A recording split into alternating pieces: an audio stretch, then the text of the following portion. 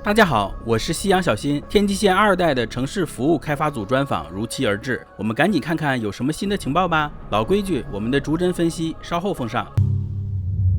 And today we're going to talk about city services.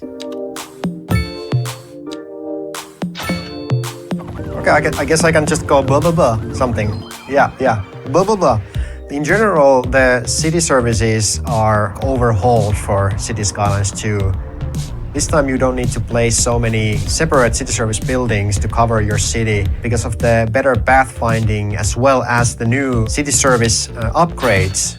All city services in the game include upgrades. These are operational extensions and sub-buildings.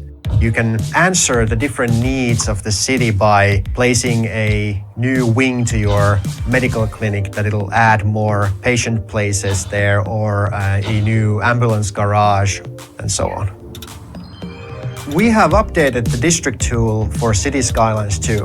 In Cities Skylines 1, the districts were painted using a paintbrush. In Cities Skylines 2, we have a much more accurate polygonal tool that you can use to shape and create districts. The brush tool was a bit inaccurate. We heard from players that some people had some gray hairs trying to create the perfect district shapes. So this time we're going to give them the tools to create exactly what type of districts they want.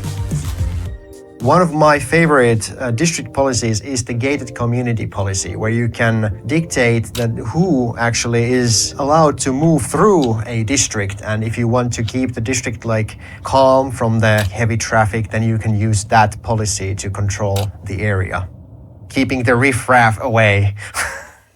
That's basically what it is. In Cities Skylines 1, the land value was more directly affected by the city services and especially the parks. In Cities Skylines 2, the land value is affected by the citizens and companies' willingness to move to an area and pay rent there. You can indirectly control the land value by placing services that those specific agents need at that moment, and that will in turn make them more willing to live in an area and pay higher rent, and that will then affect the land value itself.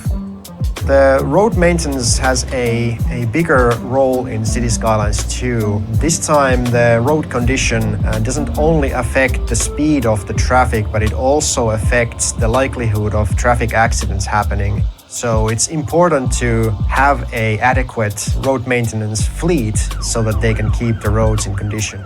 The road maintenance vehicles have two different models. One for the summer, and then it switches to a snowplow during the winter.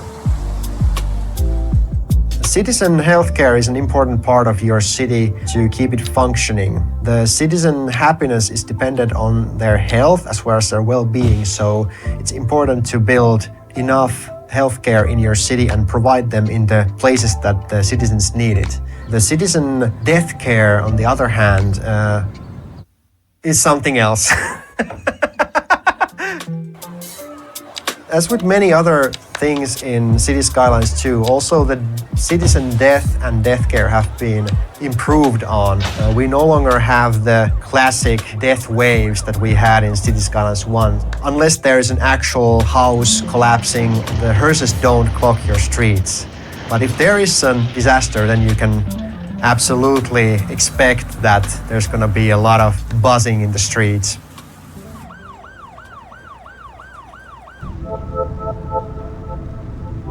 The garbage management has also been improved in Cities Skylines 2. We have now introduced a recycling option for the garbage, which then produces some materials that can be used in the industrial buildings in your city. We've also added a new feature to the landfill where you can actually create the area for your landfill yourself. And if your city is a small one, you need a smaller space, but if your city grows, you can then expand. As with many other systems, we have also improved education. The game features elementary school, high school, college, university, medical university, and technical university. We've also added a new level of education, and these education levels match the different demands for workplaces in your city. Fire and rescue has been also improved. The fire department handles building fires as well as the potential vehicle fire. They will also search and rescue people from collapsed buildings. The game also features postal services and internet services.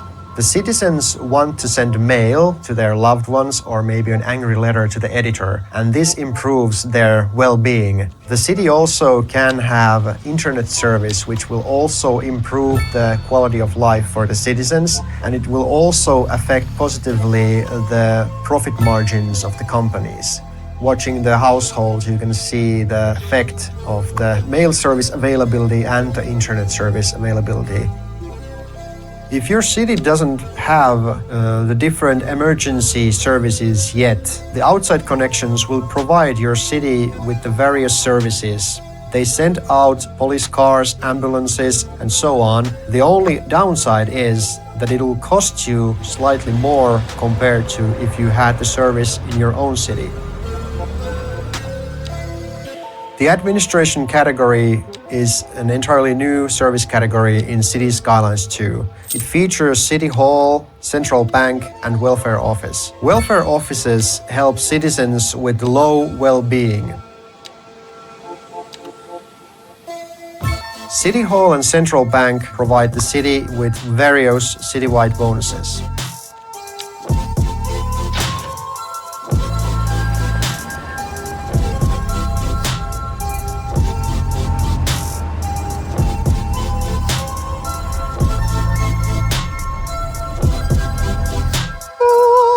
I can be more happy. Yeah, I can definitely be, because I'm like way too serious. Next week we're going to have electricity